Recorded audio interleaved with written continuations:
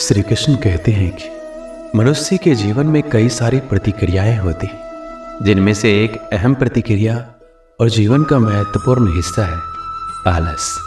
आलस एक ऐसी क्रिया जो हर मनुष्य के साथ होती। दुनिया में शायद ही कोई ऐसा होगा जिसको आलस ना आता। हम ये मान सकते कि जिस इंसान को आलस ना हो वह इंसान साधारण नहीं हो सकता। कई बार मजाक के रूप में हम ये कह भी देते हैं कि इस मिट्टी के बने हो। यदि आलस ने आपको घेर रखा है तो उस काम के फायदे के बारे में सोचिए जिसको आप आलस के कारण नहीं कर पा रहे। ऐसा करने से आपके अंदर उस काम को करने की इच्छा होगी और आप एक्टिव हो जाएंगे। कई बार किसी बड़े काम को देखकर भी आलस आ जाता है। यदि ऐसा है तो उस काम को टुकड़ों में बांट लें। अब वही कार्य आसान हो जाएगा। पहले एक टुकड़े को पूरा करें, फिर कुछ समय बाद दूसरे को पूरा करें। जैसे जैसे काम पूरा होगा आपका आलस कम होता रहेगा। श्री कृष्ण ने भागवत गीता में कहा है, किसी भी कार्य को लगातार ना करें। ऐसा करने से आपको थकान होगी, आपको आलस घेर लेगा। काम करते हुए बीच बीच में थोड़ा आराम करते रहें। इस तरीके से आलस आपके पास नहीं आएगा और आप अपने काम को आसानी से पूरा कर लेंगे। हर व्यक्ति का एक लक्ष्य होता है। जब भी आप आलस महसूस करें तो तुरंत अपने लक्ष्य को याद करें। ऐसा करने से आप अच्छा महसूस करेंगे और आपका आलस तुरंत चला जाएगा।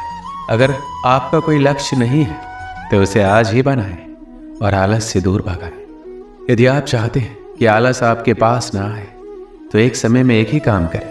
कुछ लोग बहुत से काम एक दिन में या एक साथ करना चाहते हैं, लेकिन जब कार्यों को पूरा करने की शुरुआत करते तो इतने कार्यों को देखकर आलस आ जाता। अतः एक बार में एक ही कार्य करने की आदत डालें।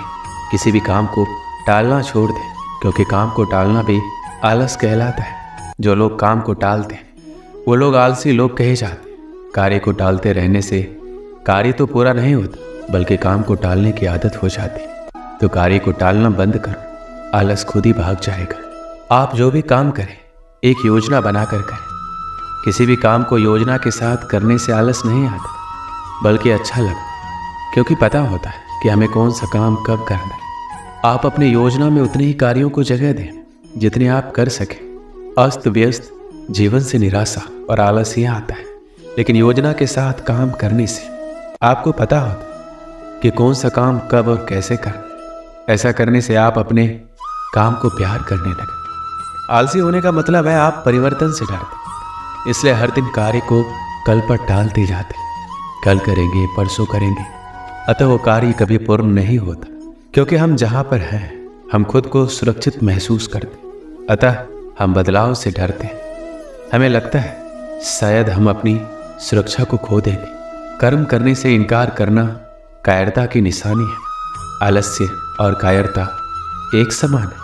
किसी भी इंसान को तब तक नहीं बदला जा सकता जब तक वो खुद बदलना ना चाहे। फिर भी आप उसको बदलना चाहते हैं तो उसे कोई बड़ी जिम्मेदारी दे सकते हैं या उसे अपने कर्तव्यों का एहसास दिलाकर शर्मिंदा कर सकते हैं। आलसी इंसान में आत्मविश्वास की कमी होती है।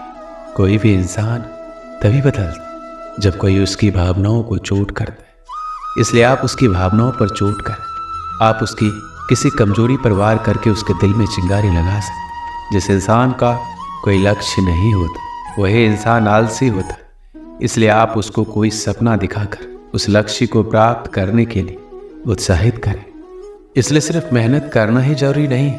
हम मेहनत किस कार्य में कर रहे हैं, क्यों कर रहे हैं, उस कठिन मेहनत से हमें क्या परिणाम मिलेगा, ये जानना और समझना भी बहुत आवश्यक है। क्योंकि बिना किसी प्रारूप, रणनीति और परिणाम की सोच के बगैर किए गए कार्य हमें हमारे सपनों को पूरे नहीं होने देते। इसलिए कहते भी हैं, आज के समय में सिर्फ मेहनत और ईमानदारी से किए गए कार्य की सफलता आपको मिलेगी, बल्कि स्मार्ट लक्ष्य निर्धारित और योजना के साथ करके हम अपने सपनों को पूरा कर सकते। क्योंकि बेशक मेहनत सफलता की गारंटी तो नहीं, पर उसको मिलने के अवसर को बढ़ा जरूर देती है। लेकिन अगर आपके सपनों में उनको पूरा करने की जोश और जुनून सवार है तो सच मानिए आपको आपके सपनों को पूरा करने से दुनिया की कोई ताकत नहीं रोक सकती, बशर्ते वह सपना आपकी मेहनत, लगन और प्लानिंग के साथ किया गया हो।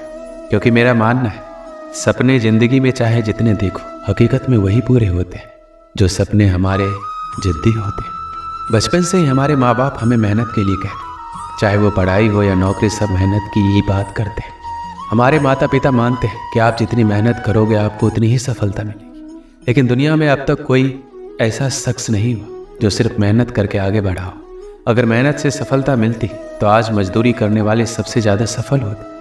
ये बहुत ही अच्छा और उचित सवाल है कि मेहनत तो हम बहुत करते हैं लेकिन हमें मन मुताबिक सफलता हासिल नहीं होता। क्योंकि अगर मेहनत की बात करें तो सिर्फ मेहनत करने से सफलता नहीं मिलती और न ही सपने पूरे होते। अगर ऐसा संभव होता तो आज के समय में एक मजदूर सबसे ज़्यादा सफल और पैसे वाला इंसान होता। क्योंकि सबसे ज़्यादा मेहनत तो असल में वही करते। वही दूसरी तरफ वो लोग होते हैं जिन्हें हम आलसी बोलते हैं, बल्कि ऐसा कतई नहीं है। वह किसी काम को करना नहीं चाहते बल्कि वह हर काम को शॉर्टकट तरीके से करना पसंद करते। आप जब उनको देखेंगे तो सोचेंगे कि ये खाली ही बैठा रहता है, लेकिन असल में हर काम वो जल्दी कर लेते और फिर खाली होकर बैठ जाता है और खाली समय में नई नई जानकारी हासिल करता है। इंसान और मशीन में इतना ही फर्क है कि इंसान सोच सकता है और हर चीज़ का रास्ता निकाल सकता है। आपने एक कहावत सुनी होगी जिसमें दो लकड़हारे पेड़ काटते हैं, एक समय लगाकर कुल्हाड़ी को धार कर देता है और वही दूसरा पेड़ काटने पर ध्यान देता है, जिस कारण वह ज़्यादा मेहनत करने के बावजूद कम पेड़ काट पाता है और बिल्कुल आराम नहीं कर पाता। इंसान को हर काम सोच समझ कर करना चाहिए, क्योंकि मेहनत तो गधे भी करते हैं। तो आज ही से हर काम को नए तरीके से करने की कोशिश करो, क्योंकि सिर्फ मेहनत से सफलता नहीं मिलती। एक समय की बात है, एक गाँव में एक छोटा सा गुरुकुल था। वहाँ सभी शिष्य गुरुजी के मार्गदर्शन में पढ़ा करते थे। लेकिन उन सभी बच्चों में एक विद्यार्थी बहुत ही आलसी प्रवृत्ति का था, क्योंकि वो हर बार आज के काम को कल पर और कल के काम को परसों पर टाल देता था। गुरुजी उसकी इस गंदी आदत से बेहद परेशान थे। इस कारण गुरुजी ने काफ़ी सोच विचार कर उसे कैसे समझाया जाए इसके लिए एक रणनीति बनाई। अगले दिन गुरुजी ने उससे कहा, मैं तुम्हें एक काला पत्थर देने जा रहा हूँ, इसे तुम किसी भी लोहे की चीज़ पर घिसोगे तो वो सोने की बन जाएगी। लेकिन तुम्हारे पास कल सूर्यास्त तक का ही समय है। सूर्यास्त के बाद ये पत्थर काम करना बंद कर देगा और मैं तुमसे ये पत्थर वापस ले लूँगा। इतना कहकर गुरुजी वहाँ से चले जाते।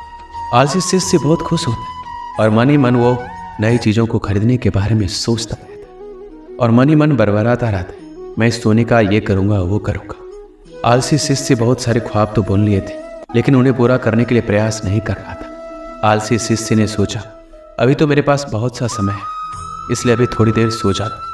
नींद में भी वो आलसी शिष्य बहुत बड़े बड़े सपने देख रहा होता और बस सोचता ही रहता है। आलसी शिष्य को सोचते सोचते पूरा एक दिन बीत जाता है और वो आलसी शिष्य अभी भी सोच ही रहा होता है। वो बरबराता है, अभी तो मेरे पास पूरी शाम पड़ी है, मैं इन सभी सपनों को बहुत ही जल्द पूरा कर लूँगा, इसलिए अभी थोड़ा आराम कर लेता और फिर जब उठूँगा तब इन सपनों को पूरा कर लूँगा। जब वो नींद से उठता है तो दोपहर हो जाती है। वो दोपहर का खाना खाने लग जाता है और अब आलसी शिष्य घड़ी की तरफ देखता है, सोचता है अभी तो पूरे 4 घंटे बचे हैं सूर्यास्त होने में, इतनी देर तक मैं क्या करूँ, इसलिए थोड़ा आराम ही कर लेता हूँ। आलसी शिष्य शाम को नींद से उठता है और घड़ी को देखकर दौड़ा दौड़ा बाहर भागता है और लोहे की चीज़ ढूंढने में लग जाता है। लेकिन रास्ते में गुरुजी उससे मिल जाते हैं और उससे वो पत्थर वापस ले लेते हैं और बोलते हैं, अब तुम्हारा समय समाप्त हुआ, अब शाम हो चुकी है और सूर्यास्त भी हो गया है। आलसी शिष्य को पछतावा होता है और उसे समय के महत्व का एहसास होता है।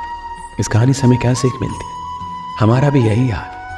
हम भी आज के काम को कल पर, कल के काम को परसों पर टालते रहते हैं, जिसके कारण वो काम कभी नहीं हो पाता। इसलिए तो कहा गया है कि कल कभी नहीं आता, जो करना है आज ही करो। हमें काम को कल पर नहीं टालना चाहिए। जितने भी सफल लोग इस धरती पर हुए हैं उन्होंने समय का सदुपयोग किया, इसलिए वो सफल हुए हैं। अगर हमें भी सफल बनना है तो हमें आज में ही जीना होगा। दोस्तों, इस वीडियो में बस इतना ही। मिलते हैं अगली वीडियो में। अपना ख्याल रखिएगा। जय श्री कृष्ण।